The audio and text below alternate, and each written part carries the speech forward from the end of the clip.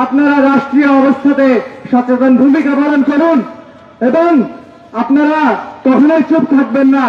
যে কোনো অপশক্তির যে কোনো ষড়যন্ত্র অবশ্যই আপনারা থামিয়ে দেবেন ইনশাআল্লাহ।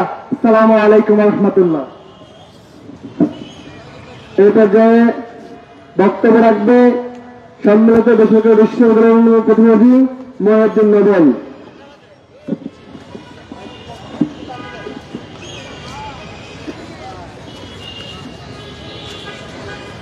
সম্মানিত দেশবাসী, আপনারা জানেন আমরা 5ই আগস্টের রক্ত দিয়ে এই ছাত্র জনতা, শ্রমিক, বুদ্ধিজীবী এবং কি প্রত্যেকটা স্তরের মানুষ রক্ত দিয়ে আমাদের এই স্বাধীনতা অর্জন করেছি।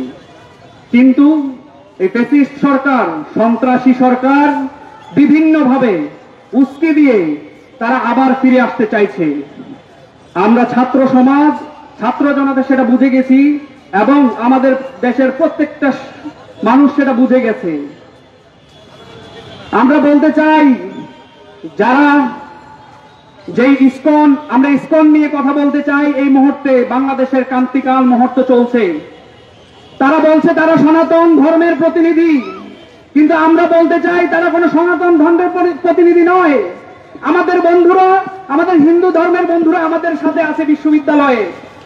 তারা বলছে এই ইসকন হচ্ছে একটা জঙ্গি সংগঠন, তারা একটি নির্দিষ্ট এজেন্ডা বাস্তবায়ন করার জন্য বাংলাদেশে এসেছে। আমরা দেখেছি তারা 5ই আগস্টের আগে বিগত স্বৈরাচার আমলে তারা কোনো ধরনের কোনো এজেন্ডা নিয়ে, কোনো অন্যায় অবিচার নিয়ে, সনাতনীদের উপরে যত ধরনের অন্যায় অবিচার হয়েছে তারা কোনো ঐক্যবদ্ধ আন্দোলন গড়ে তোলে নাই। কিন্তু 5ই আগস্টের পরে যখনই দেশটা স্বাধীন হলো, যখনই স্বৈরাচার সন্ত্রাসী হাসিনা সরকার এখানে পতন হলো এবং কি ভারতে গিয়ে আশ্রয় নিল, তখন তাদের বিভিন্ন দাবি দেওয়া এবং কি তাদের প্রটেস্ট। আমরা বলতে চাই এই উদ্দেশ্য হাতিক ভাবে এই যে সনাতনীদের, হিন্দু ভাইদের পক্ষ নিয়ে যারা ভুলে আওড়াচ্ছে এই ইসকন, তারা আমরা বলতে চাই তারা একটা নির্দিষ্ট এজেন্ডা নিয়ে এসেছে। সেটা হচ্ছে এই খুনি সন্ত্রাসী হাসিনাকে আবার দেশে প্রত্যাবর্তন করা। আমরা ছাত্র জনতা এবং এদেশের প্রত্যেকটা স্তরের মানুষ বুঝে গেছি, যদি এই ইসকন আবার নামতে আসে তাহলে আমরা ছাত্র সমাজ এবং কি প্রত্যেক যুব সমাজ, প্রত্যেকটা শ্রেণী পেশার মানুষ অর্থাৎ নাগরিক সমাজ আবার মাঠে নামবো। আমরা দেখেছি তারা যে সন্ত্রাসী সংগঠন, তার প্রমাণ হয়েছে আমাদের ভাই আলিফকে হত্যা করে। আমরা দেখেছি কিভাবে দিবালোকে নৃশংসভাবে হত্যা করেছে পিটিয়ে পিটিয়ে। এরা হচ্ছে সেই লগি বৈঠা বাহিনীর মতো করেই তারা হত্যা করেছে। তার মানে তাদের সাথে সেই 28 অক্টোবর লগি বৈঠা বাহিনীর একটা মিল আছে, তারা পিটিয়ে পিটিয়ে মানুষকে হত্যা করে। ইসকন যদি আবার নামে, আবার যদি কোনো এজেন্ডা নিয়ে আসে, আমরা অবশ্যই প্রতিহত করব তারা একটা জঙ্গি গোষ্ঠী হিসাবে। তাই আজকের এই ছাত্র সমাজ, প্রাইভেট বিশ্ববিদ্যালয় থেকে বলছি, ছাত্র সমাজ, নাগরিক সমাজ সবাই এই ইসকনকে বয়কট করলাম এবং জঙ্গি সন্ত্রাসী সংগঠন হিসেবে ঘোষণা করলাম। বাংলাদেশ সরকার, অন্তর্বর্তীকালীন সরকার সেই ব্যবস্থা গ্রহণ করবে তাদেরকে। এই বলে আমার বক্তব্য শেষ করছি। ধন্যবাদ। এ পর্যায়ে বক্তব্য রাখার জন্য অনুরোধ করছি মিরপুর কলেজের মোহাম্মদ বায়েজিদ ভাইকে।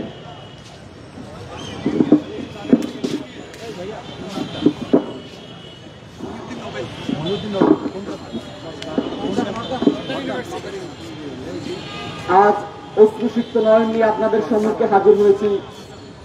আপনারা সকলেই জানেন 2024 সালের এই গণ অভ্যুত্থানে ছাত্র জনতা সহ প্রায় 2000-এরও অধিক লাশের স্তূপের উপর দাঁড়িয়ে আমরা যেই অন্তর্বর্তীকালীন সরকার গঠন করেছিলাম, সেই সরকারের কাছে এই দেশের আপামর জনতার অনেক আশ্বাস এবং অনেক আস্থা।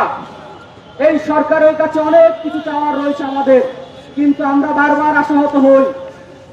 ফ্যাসিস্ট সরকারের আমলে ভারতীয় আগ্রাসনের শিকার হয়ে আমার ভাই আবরার ফাহাদ তার জীবন বিসর্জন দিয়ে শহীদ হয়েছিলেন। এটা মেনে নেওয়ার মতো ছিল, কারণ তখন ফ্যাসিস্ট সরকার দ্বারা এই দেশ নিয়ন্ত্রণ ছিল।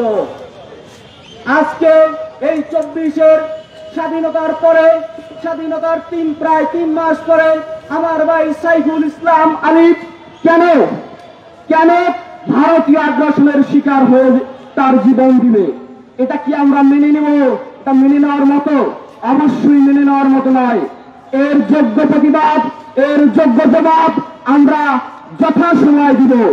কাজেই আমাদেরকে এখন সামরিক সময়ের জন্য ধৈর্য ধারণ করতে হবে। দেশবাসীর প্রতি আমার উদাত্ত আহ্বান, আপনারা এই সরকারের প্রতি যেমন বিশ্বাস স্থাপন করেছেন, আর কিছুদিন হলেও আমাদের বিশ্বাস রাখতে হবে, আমাদের সুযোগ দিতে হবে। এই সরকার বলেছিল, ইউনূস সরকার বলেছিল আমাদের, যদি আমাদের কোনো ভুল হয়ে থাকে ছাত্র জনতা আমাদেরকে চিঠি দেন, আমাদেরকে বলেন, আমরা আমাদের ভুল সংশোধন করব। আমরা হুঁশিয়ারি করছি আপনাদের সুযোগ দিচ্ছি ভুল শুধরানোর। আপনারা কি করেছেন? আমার ভাই আবরার ফাহাদ জীবন দিয়েছিল, তখন ব্রিটিশ সরকার ছিল, আমরা দাবি জানাতে পারিনি, কিন্তু আমরা এখন সরকার আমাদের মতামত অনুসারে গঠিত করেছি। আপনারা জবাবদিহিতা করতে বাধ্য আমাদের কাছে, আপনারা জবাবদিহিতা করবেন। আমার ভাই সাইফুল ইসলাম আলিফ কেন হত্যা হয়েছে? কেন তাকে হত্যা করা হয়েছে? ভারতীয় আগ্রাসন বাংলাদেশের জনগণ মেনে নিবে না। 16 বছর ভারতীয় আগ্রাসনের শিকার হয়ে আমাদেরকে বোমা হয়ে বাঁচতে হয়েছে। আমরা বোমা নয়, আমরা কথা বলতে পারি। আমরা দেশের মানুষের সাথে যুদ্ধ করতে চাই না। প্রয়োজনে ভারতের সাথে যদি যুদ্ধ করার প্রয়োজন হয়, আমরা যুদ্ধ করতে প্রস্তুত। আমাদের জীবনের মায়া নাই, আমাদের মরণের ভয় নাই। অস্তিত্ব রক্ষার লড়াইয়ে আমরা আপসহীন। যদি এই দেশের সার্বভৌমত্ব রক্ষা করতে হয়, আমরা প্রস্তুত। হয় দেশের সার্বভৌমত্ব রক্ষা করব, না হয় শকুনের খামার হব। আমরা শকুনের খাবার হতে প্রস্তুত। শকুনের নজরে এই 24 অভ্যুত্থানের ছাত্র জনতা অবশ্যই পড়ে আছে। শকুনের নজর আমাদের উপর রয়েছে, কিন্তু এই দেশের আনাচে কানাচের সব জায়গা থেকে আমরা শকুনকে বিতাড়িত করতে পারি নাই। কেন পারি নাই? ছাত্র জনতা কি সরকার? অবশ্যই নয়। সরকার এই অন্তর্বর্তীকালীন সরকার। আপনাদের উপদেষ্টা পরিষদের সদস্যরা কি করছে? তারা প্রশাসনকে কেন নিয়ন্ত্রণ করছে না? তারা বারবার কেন ব্যর্থতার পরিচয় দিচ্ছে? এই দেশের প্রশাসনকে ঘুমাবে? তাদের জনগণের টাকায় বেতন হয়? তারা কি চেয়ারে বসে ঘুমানোর জন্য জনগণের কাছ থেকে পয়সা নিবে, বেতন নিবে? অবশ্যই সেই সুবিধা আমরা দিব না। তাদের পরিশ্রমের বিনিময়, দেশের প্রতি তাদের কর্তব্যের বিনিময়ে তারা পারিশ্রমিক দিবে, কিন্তু তারা ঘুমাবে আর ভারতের দালালি করবে, আর আমরা এখানে বসে বসে আন্দোলন চুষবো। এজন্য তো 24 সালে ছাত্র জনতা জীবন দেয় নাই। 2000 মানুষ জীবন দিয়েছে। 1971 সালে 30 লক্ষ জীবন দিয়েছে। তার তুলনায় 2000 কিছুই নয়। যদি অস্তিত্ব রক্ষার লড়াই প্রশ্ন আসে, যদি সার্বভৌমত্ব রক্ষার প্রশ্ন আসে, আমরা দুইকে দিয়ে জীবন দিতে প্রস্তুত। আমরা এই দেশের একজন দেশপ্রেমিক যতক্ষণ পর্যন্ত দেশে আছে ততক্ষণ পর্যন্ত আমরা আপসহীন। আমরা বলবো ভারতের দালালি আমরা করবো না। আমরা বলবো ভারতের পা আমরা চাটবো না। আমরা মুক্ত স্বাধীন বাংলাদেশের নাগরিক। সরকার আমাদের প্রতি আপনাদের প্রতি আমাদের উদাত্ত আহ্বান, অন্তর্বর্তীকালীন সরকারের প্রতি যে আস্থা মানুষের রয়েছে, আপনারা এই আস্থা নষ্ট করবেন না। অতি দ্রুত সময় প্রশাসনকে নিয়ন্ত্রণ করেন। এই দেশের মানুষের জীবনে মারামারের নিরাপত্তা দান করেন, তবেই শৃঙ্খলা বজায় হবে, এই দেশের শান্তি রক্ষা হবে। আমি এই বলে আমার সংক্ষিপ্ত বক্তব্য এখানে শেষ করছি। ভালো থাকবেন সবাই। দিল্লি না ঢাকা, দিল্লি না ঢাকা, আপোষ না সংগ্রাম, আপোষ না সংগ্রাম, দিল্লি না ঢাকা। এরপর আপনাদের মাঝে বক্তব্য নিয়ে আসছেন আমাদের সম্মিলিত বেসরকারি ইউনিভার্সিটির পক্ষ থেকে আমাদের পরিচিত মুখ মোহাম্মদ শাহাদ ভাই। আসসালামু আলাইকুম। আপনারা সবাই জানেন গতকাল চিটাগাং হাইকোর্ট প্রাঙ্গণে আমাদের সহযোদ্ধা এবং রাষ্ট্রীয় কৌশলী সাইফুল ইসলাম আলিফ ভাইকে ইসকন জঙ্গিরা খুব নৃশংসভাবে হত্যা করেছে। আমরা এই হত্যার তীব্র নিন্দা ও প্রতিবাদ জানাই। সেই সাথে খুব দ্রুত দোষীদের বিচার এবং আইনের আওতায় আনার দাবি জানাই।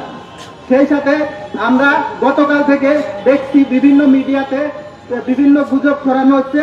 এমনকি ঢাকায় বসে কিছু ইসকন নেতা বক্তব্য দিচ্ছে তাকে সাইফুল ইসলাম ভাইকে নাকি হিন্দু ভেবে হত্যা করা হয়েছে, সেটা সবগুলো কিছু মিডিয়া প্রচার করেছে। আমরা এই মিডিয়াগুলোর প্রতি আবেদন থাকবে, আপনারা যাচাই বাছাই না করে কোনো মিথ্যা তথ্য ছড়াবেন না।